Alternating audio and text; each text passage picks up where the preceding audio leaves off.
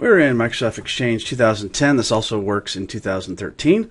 I'm going to show you how to fix certificate problems with unified communication certificates. Now, there are some new requirements that require all .local names or internal server names be removed from a certificate. But sometimes when you do that, you end up getting all kinds of pop-up errors and things don't work right. So I'm going to show you how to fix all those different errors. All right, so let's first take a look here. We have a Microsoft Exchange 2010 demo server here, and we also have a Outlook 2010 just to kind of show you the certificate that we're up against. So let's go ahead and open up the certificate information. This is using Chrome, by the way. Now, if you go to the Details tab and you go to something called the Subject Alternative Name, you'll see in there either a .local, .internal, or an internal server name. In this case, there's an internal server name. In your case, you might also see a .local or .internal name, and those have to be removed. So this is how you can tell whether or not your certificate's up to date. So this one is clearly not up to date, so we need to fix that. Now, we use a company called DigiCert. You may use GoDaddy or some other ones to fix that. We like DigiCert because you can rekey the certificates as many times as you want, and you can also install them on multiple servers without having to pay extra. So we're going to go through that example. So first thing we want to do is we want to go in and add some DNS names. So we need to go to our DNS server and then add some DNS names. So let's just remote into that server right now. Okay, so now we are in our domain controller. First, what we want to do is we want to see if these records have already been set up. If they are, then we don't have to do this. But if they're not, then we do.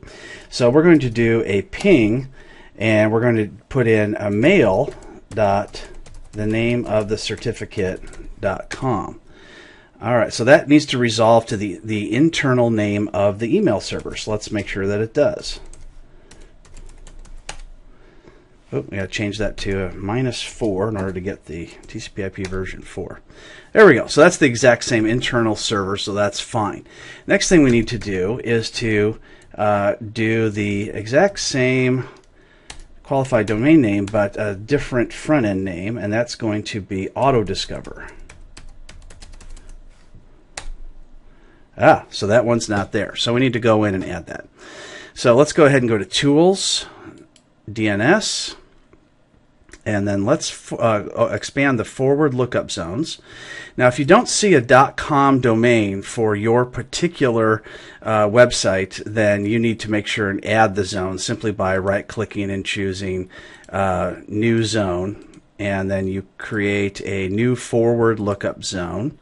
Primary, Active Directory integrated is fine. And then you just go ahead and fill in the next, and then put in the name of the .com domain in there, and then click Finish. In our case, our zone's already here, which is great. So let's go ahead and right-click on the zone and go to New Host Record, and we're going to put in AutoDiscover. And then we're going to put in the same IP address that we had earlier.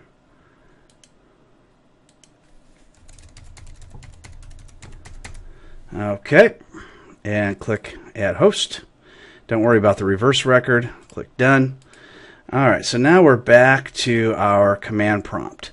So we see here earlier we did a ping AutoDiscover, and it didn't respond with anything. So now what we're going to do is we'll do an ipconfig /flush DNS. All right, so that flushes our cache. Now we can go ahead and try it again and see if we get a response. And we do. All right, so now we have AutoDiscover and mail working, and that is crucial. So we can go ahead and close this up, and we can go back to our mail server. Let's switch over to Outlook just for a minute before we go and make any changes. And we're going to go to our account settings and just show how the More settings is set up, Connection, Exchange Proxy settings. And this may look similar to yours as well. So we've got the name of the domain, the public name, and we've got these boxes checked as you see here. We have basic authentication, although in your case it may be set to NTLM or negotiate. Doesn't really matter. You also may have here a box that says MS TTD colon slash colon and then the name of the server as well. In this case, it doesn't have that. So let's go ahead and cancel that. Cancel that. So now you know how this is all set up. All right, let's go back to our Exchange server. We're going to rekey our certificate. All right, we are back in Exchange, and again, this doesn't matter if it's 2010, 2013. It also works in 2016. It all looks the same. So you're going to want to go, of course, in 2013 on up, it's a web version, but that's okay. It's still going to look the same. So you go to where it says server configuration, and then you highlight your server, and you see the names of your certificates. Now, the only one you really care about is the one that has IIS and SMTP assigned to it. Nothing else matters. So let's go ahead and double click on that and just confirm that that is the certificate that we saw earlier, and it should be, of course. We'll go down to where it says subject alternative name. Yep, and there's all those names. So we don't really want all those names. All right, so now we're going to go to, over on the right-hand side, we're going to say Renew Exchange Certificate. And we're going to browse to the location. We'll just go to the desktop, make it easy, and we'll just call it Cert Renewal, and just click Save. Renew. And this usually only takes a second. And this is going to be required for our renaming thing that we do later. All right, so there is our Cert Renewal certificate. Double click on that and choose to open it with Notepad. And you see this really long certificate name. So just go ahead and copy it. And now we're going to go over to logging into DigiCert.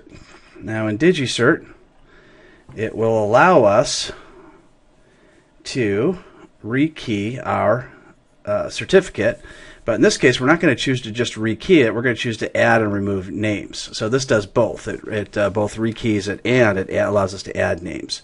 So go ahead and click Add, Remove, or Change Names. I'm going to log in, and now we're going to paste that CSR we did earlier right in there.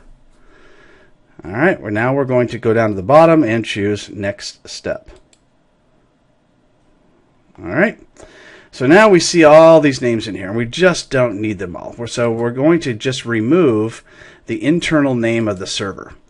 We want to keep the other three. So keep the mail, just the name of the domain, and the auto discover. Just keep all three of those.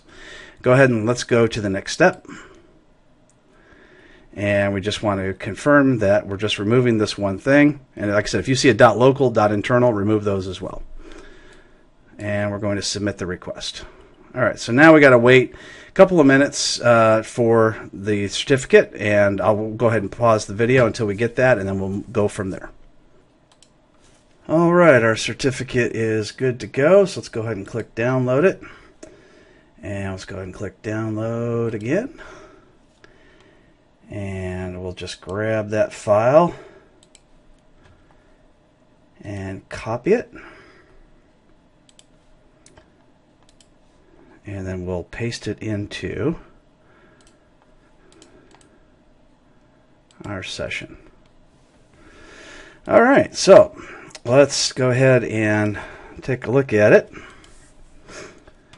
Double click. Oh, you know what you have to do is by default, sometimes these things don't come in ways that you can actually open them. So what you do is you just copy and paste, and then you rename the copied version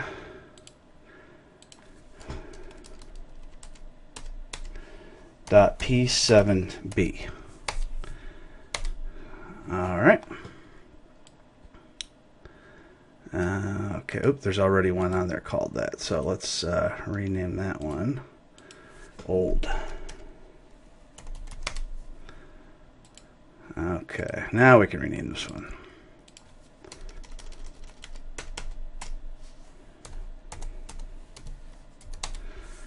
Okay, so now we will go ahead and install it, and just choose all the defaults. It's fine. And next we will open it just by double clicking on it. And let's take a look at the details page again and click on subject alternative name. And there we have just the names of the servers. We have none of the internal names. So that's good. Excellent. Now let's go back to Exchange, and we're going to make sure we click on server configuration, and then we can see everything there. And then over here we see that we've got a pending certificate renewal. So let's go ahead and drag that over there. And we will click on the right hand side, complete pending renewal. Click on browse, choose on the desktop. There we go. And we want to make sure we see all files, make sure we don't get the wrong one here. And there it is. So let's go ahead and click complete.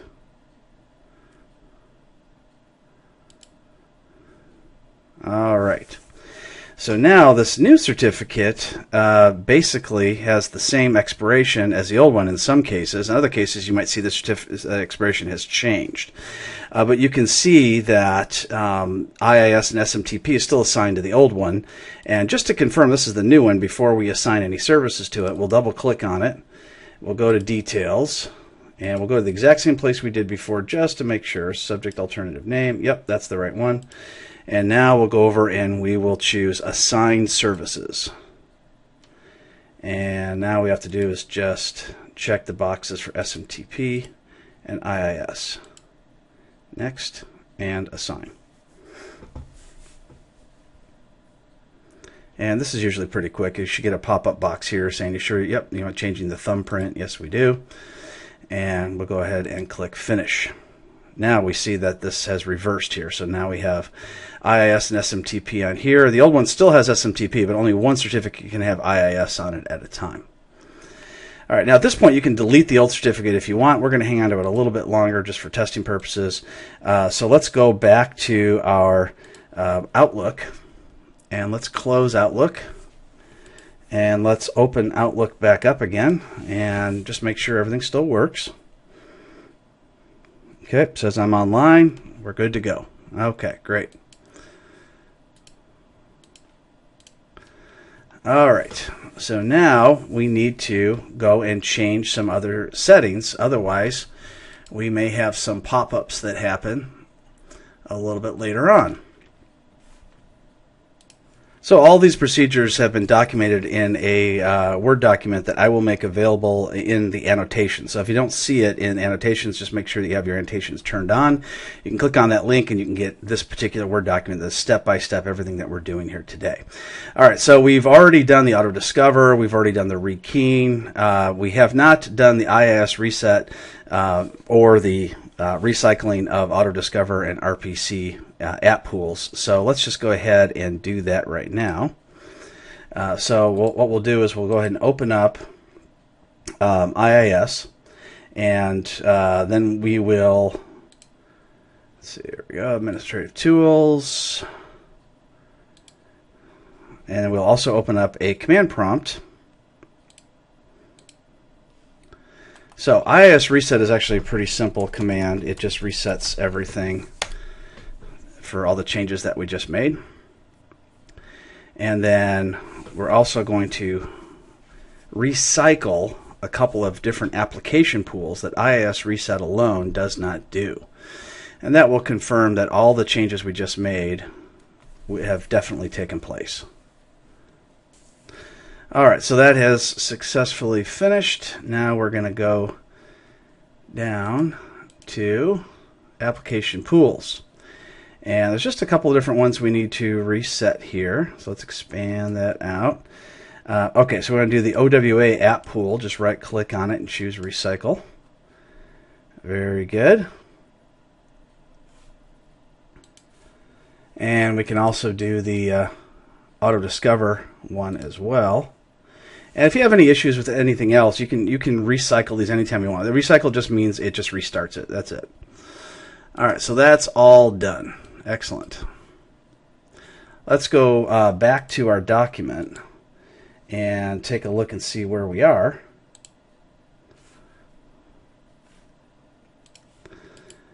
Now, if you have a cluster, we can still get this to work for you. If you have a cluster, I've just done a couple of just example commands here. First thing you want to do is create a client access server array. And if there's multiple servers, you want to bind them to all the databases. So this is an example right here, set mailbox database, and this is a name of maybe your database. So if you have multiple different databases, these are just examples. And then your RPC client access server, and then whatever your internal name is. Now, I know we've been talking about external names up until now, but your internal name is the one that you want to put in there. And you do that for every single database that you have from a command prompt after you create the CAS array. And then you create DNS records for each one of those servers that you have as well. So if you have mail 1, mail 2, mail 3, then you create a DNS record for each one of those, pointing to the internal IP address for them all. And then you're all set. All right, so let's continue on and go back to our Exchange example. So we need to make sure that our Exchange is pointing to the right place internally as well as externally. So externally, we've already done that. We already have a mail record and an auto discover record set up at, say, Network Solutions or GoDaddy or wherever it is that you use it. They all have to point to the public IP address. So now we need to make sure that everything is working right in Exchange by doing these different commands. So for instance, let's go ahead and copy this one command. Again, this copy is in the document that you can download from the annotation link. So let's open up Exchange Management Shell, and let's take a look at what happens when we paste this in. All right, when we paste this in, we can see that we get the internal server name and then we get the public name. So in your case, you might also see a .local name. So we need to fix that. That's not going to be correct. It's not the way that we need to have that set up. So let's go back to our document. And I've already pasted in the commands here for you, but you can go ahead and update it for your server. So this is the internal name of the server, and then this is the name that we want for the server to return internally, both and externally. So let's go ahead and copy this command, and we'll go back into our session, paste it in. And now we should see is both the internal URL and the external URL should match. They should both start with mail. Okay, so that's done. Now let's hit the up arrow twice, and we'll go back to our first command and make sure they match. Oh, look at that. Now they're both set to mail. Perfect. That's exactly what we want. So let's do the next command as well. So our next one is going to be the OWA web app. So you can do the test command if you want, but I'm just going to go ahead and jump right into copying this command because I already know it's going to show us the same internal and external addresses it did last time. So we want those again to match, which they currently do not. All right, that's good. We're on a roll. So let's go on to the next one, our third one.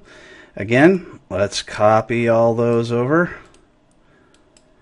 And again, if you want to do the test command, you certainly can. And let's paste it in. All right, there's that one. Let's go on to the next one. Number 4, auto discover. Let's copy that guy. Paste it in. Good. And now we'll go to number 5.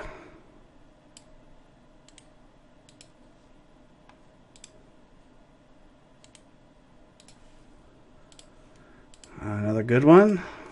And we'll go to 6, our offline address book.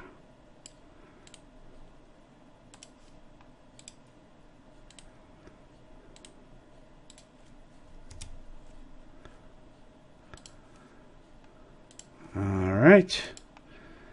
And our number 7, setting Outlook anywhere.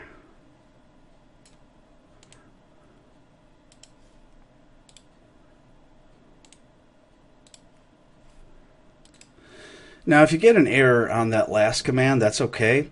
There's a way we can do this through the GUI. Just go ahead and click on Server Configuration, Client Access, and then off to the right, click on Configure External Client Access. Just put in the public name that you're looking for.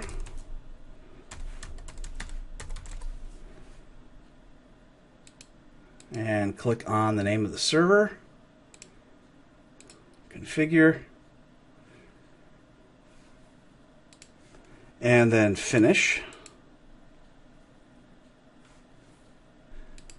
And then we'll just go ahead and move forward.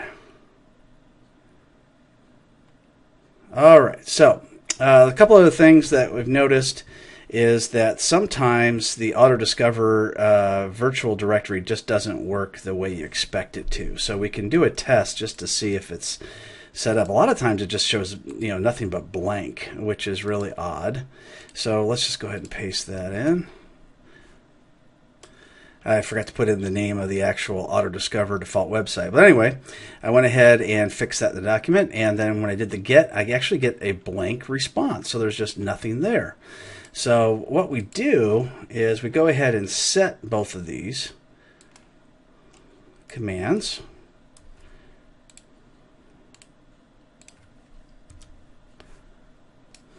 There we go. Accidentally had the number 9 in there, so from the numbering on the page. All right, so I went ahead and set that one. Now let's go ahead and do the second one. Make sure you get that last character in there.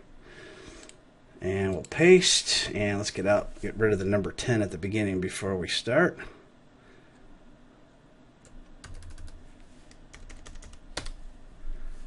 There we go.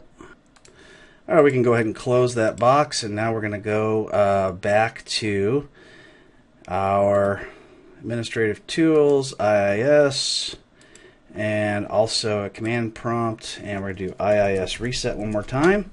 And then we're going to recycle, after this is over, we're going to recycle some pools here once again. Okay, let's go get our at pools. There we go, OWA, recycle. Very good. And you can do auto discover recycle. And if you still get any other kind of errors, you can recycle any one of these. Doesn't hurt a thing to do that. Now we will flip back to our Outlook, and we'll go ahead and open that up. Very good. Make sure that we're online. Go to the bottom right hand corner. Make sure we're online, and we are. And we do not get any kind of certificate errors, so it looks like we did everything correctly. So that is how you fix UCC errors, also how to make Outlook 2016 work properly. If you cannot get that to go because auto-discover isn't set up as well. And that file, again, is available. Just make sure you have annotations turned on, and you can get to that file and go ahead and open up and run those commands, and that should fix your certificate errors.